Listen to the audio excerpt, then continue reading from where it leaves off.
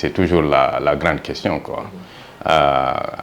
On n'est toujours pas encore arrivé à se positionner, pour moi, en tant qu'Africain.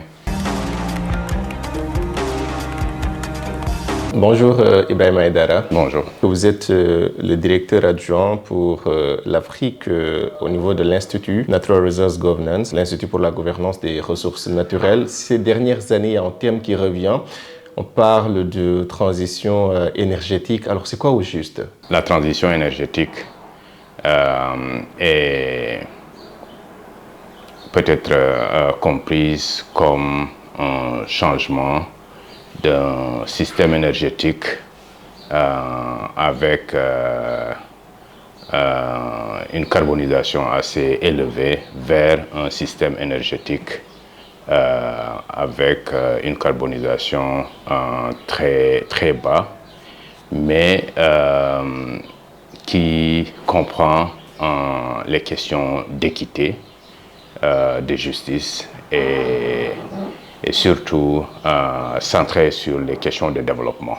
Les pays, particulièrement l'Afrique et les pays riches en ressources, qui contribuent faiblement au réchauffement, ne doivent pas être les seuls payeurs ou qui payent le plus. Et pour nous, cette transition juste en tant que pays africain doit être articulée autour de trois principaux piliers. La question, comme je l'ai dit, la question centrée sur le développement et surtout la justice. L'Afrique,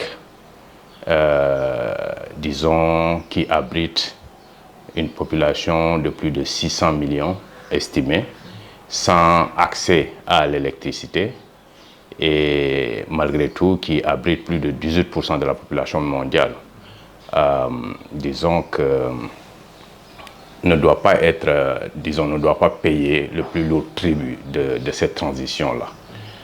Ça doit être centré sur l'accès, surtout l'accès universel à l'énergie et aussi à l'industrialisation, à la question du développement.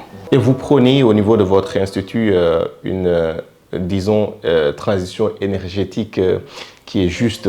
Quand on parle de cela, quelle est la responsabilité des gouvernants africains? Je pense que les responsabilités sont partagées. Disons que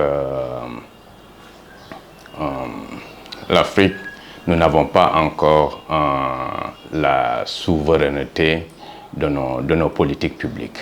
Donc les politiques sont généralement imposées de l'extérieur et de plus en plus on peut voir comment est-ce que il y a une recomposition à travers la géopolitique des ressources naturelles qui s'impose encore.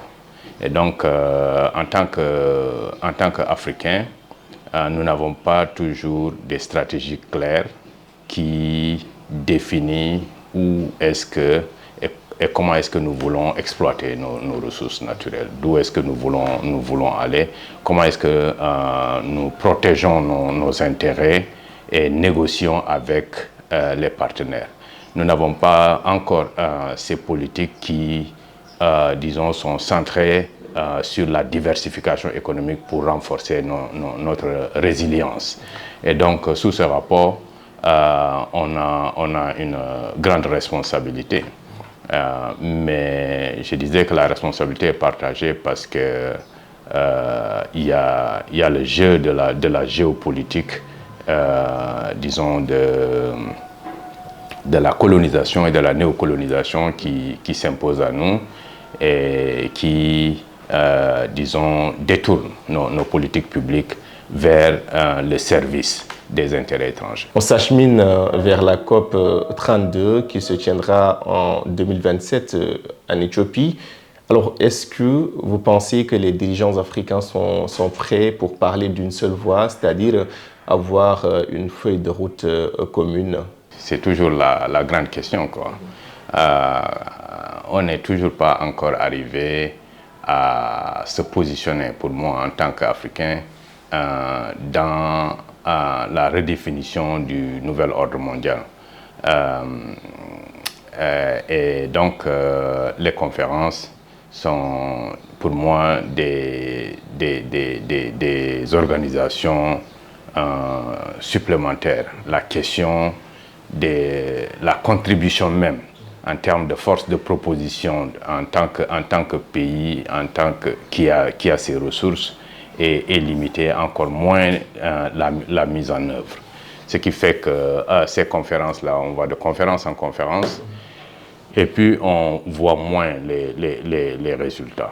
Merci à vous, Ibrahima Aïdara, de nous avoir accordé cet entretien.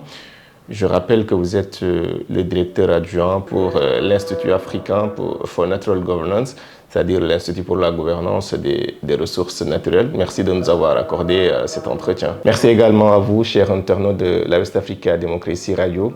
À la prochaine.